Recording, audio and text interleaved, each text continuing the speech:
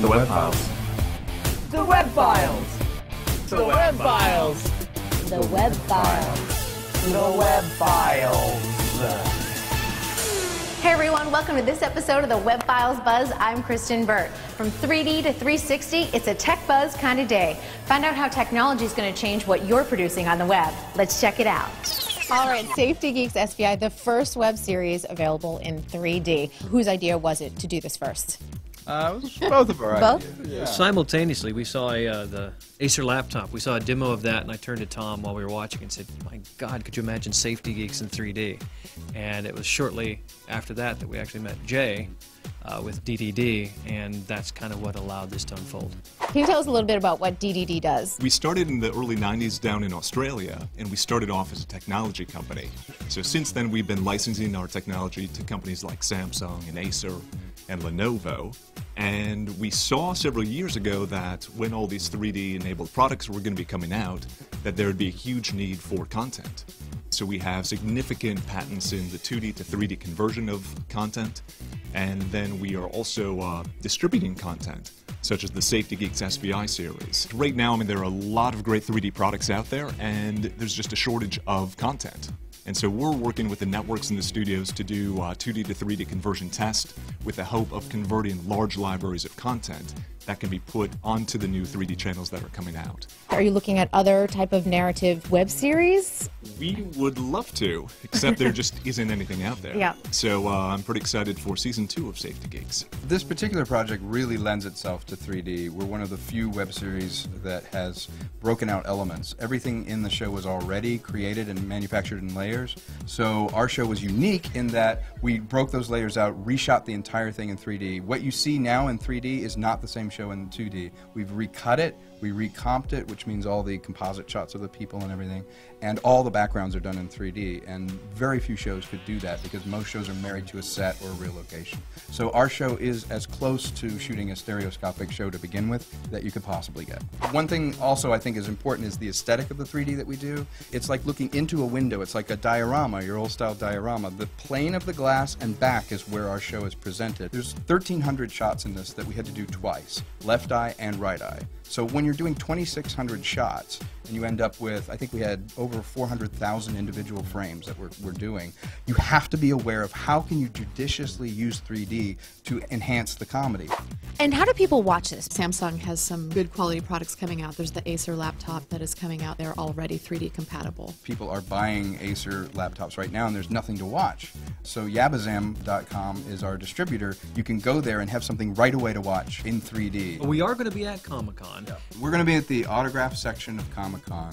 We'll have a laptop there that is 3D capable. We'll have about 100 glasses. Come down for free, check out the show, sign up for the Yabazam service. And you guys have even bigger plans with Blu-ray and DVD and 3D all in one. We're going to author this in 3D with a Blu-ray disc.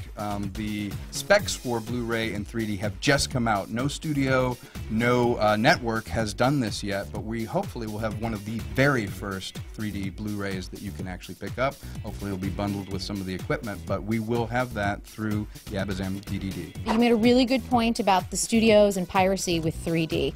Just talk a little bit about that. The bottom line is the money.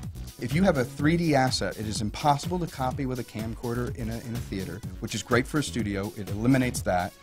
You cannot separate the left and right eye. So even if you have a 3D camera and you go in and you try and pirate it, it's not going to work. So 3D as an asset for a studio makes complete sense because you can't tamper with it at all. It's its own protection. It's its own It has protection. its own built-in security by virtue of being 3D. And it makes a lot of sense as to why this huge 3D craze is really being pushed forward by the studios. All right, Britt, remind everyone where they can find your show in 3D. You can watch it at Yabazam.com. Thank you, guys. I appreciate it. Thanks. Thank you. From Safety Geeks to Social Animal, let's take off our 3D glasses and get a 360 view.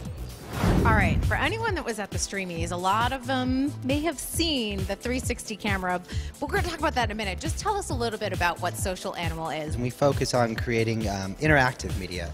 So we're taking the power of the platform, which is the internet, and we're trying to create additive experiences that allow the user to participate in the content and really create an experience that you can't mimic on television. And some of that comes in with the 360-degree video, correct? That is true. The 360-degree video allows you to create a video that has a larger canvas. And we realized we could offer it to the online viewer in a flash player that they could actually control the video and pan around in 360 degrees. The user actually creates their own experience with the video, so no two people watch the video the same way. It's personalized. So what type of events would you utilize a camera like this for?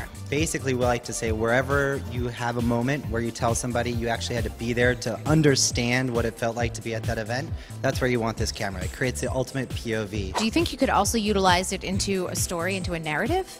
Absolutely. We shot a pilot for a web series called Qualia with a company called Psychic Bunny. And the experience online is wherever you're looking with the cursor is what you hear. So you could be focused on this part of the scene, but you hear something back there and you pan over, and now the sound is isolated to over there. So it really, I think, opens up a real amazing dynamic possibilities for storytelling. Since when did I... Steve, what you said you could... You know my man, yes? This is brand new. Jesus! Rico's been shot! Oh my God! Oh, someone call 911. Can you talk a little bit about the technology in this? This is a 9-camera 360 system. We spent about a year and a half building this system and evaluating the marketplace. We looked at all the available solutions for 360 video, and we found that they were lacking for creating quality entertainment content.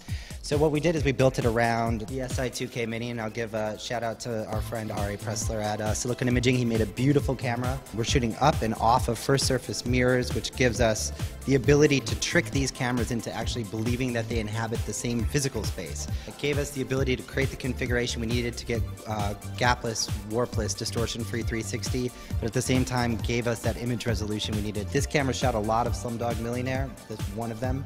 So really you're looking at 9 Slumdog Millionaires right here. How does it work in terms of like maybe advertising or branding for a company? Within one production day, we'll shoot your broadcast commercial and your interactive piece all at once. So we end up with a huge QuickTime. Now with that QuickTime, we can drop it in our player and you have the interactive version. But we can also take that same QuickTime and pan and scan and do normal cuts and create just really unbelievable shots that you could never do for broadcast television. So, for example, the Ace Hotel, on the same day, we shot the same commercial, we took that footage and edited it for their internal television, and then it begs the viewer to go online and dig around the video more and get a more interactive feel. What we're seeing is people are watching these videos more frequently. They're backing up. They're watching them again. The content is more interactive. People are engaging with it in different ways, and it's fun. It's fun to see people actually start to experience this. Well, great. I'm looking forward to seeing more. Thank you guys so much. Thank Appreciate you. it. For all the latest buzz, friend us on Facebook and follow us on Twitter.